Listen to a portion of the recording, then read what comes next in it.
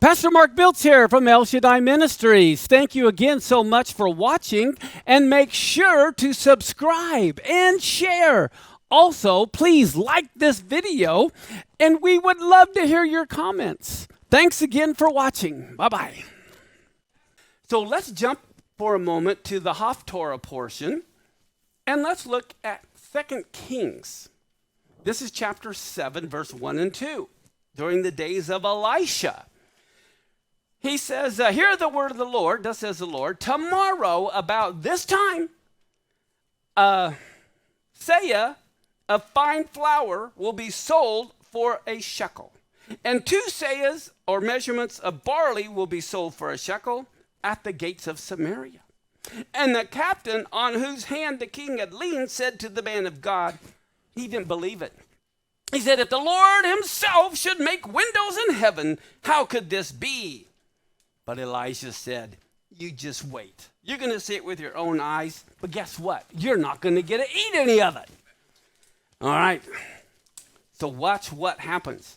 Here, there are 4 lepers, and they're outside of the camp.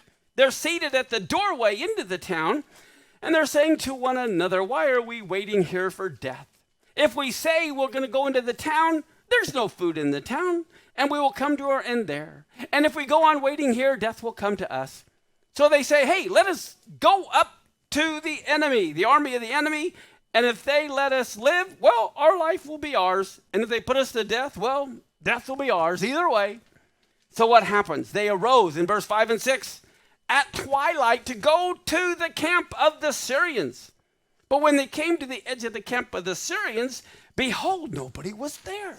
Why? Because the Lord had made the army of the Syrians to hear the sound of chariots and horses, the sound of a great army. And so the Syrians said one to another, oh no, the king of Israel has hired against us the kings of the Hittites and the Egypts to come against us. And so they all fled. And so in verse 8, these lepers come to the outer line of the tents, and they decide to go into one tent.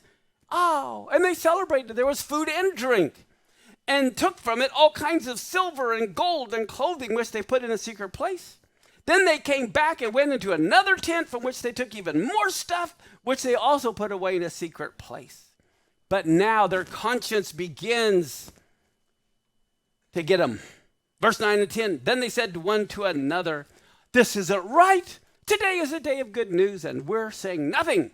If we go on waiting here till the morning, punishment will come to us. So let's go and give the good news to those of the king's house. So they came in, and crying out to the doorkeepers of the town, they gave them the news, saying, hey, we came to the tents of the Syrians, and there was no one there, and no voice of a man, only of horses and the donkeys in their places, and the tents were empty.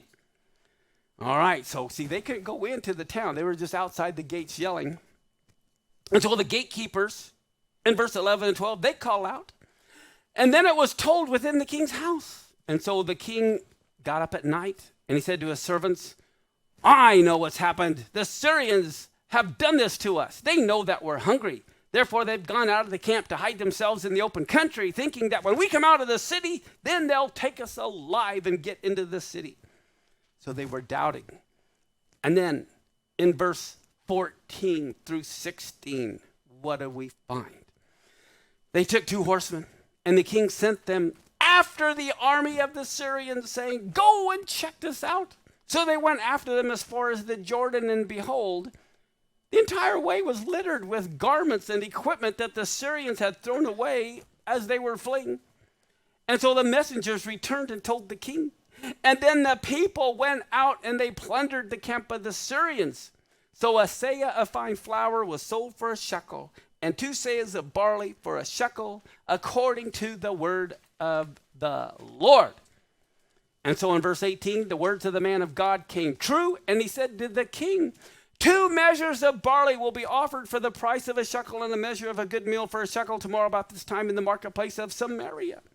So what happened to this guy that said it wouldn't happen even if the Lord opened the windows of heaven? In verse 19 and 20, the captain had, the one that had answered the man of God, saying, if the Lord himself should make windows in heaven, could such a thing be? And he had said, you will see it with your own eyes, but you will not eat of it. It so happened that the people trampled him in the gate trying to get the food, and he died. Isn't that an amazing story? The thing that I can't, you know how the Lord made the Syrians hear the sound of many horses and chariots? I remember the story of the horses and the mulberry trees that were going across. I believe a time is coming when we're going to hear the horses of heaven. We're going to hear it. I don't know if everybody's going to hear it, but I think that we're going to hear it, and the time is coming very soon, which is why we need to be ready.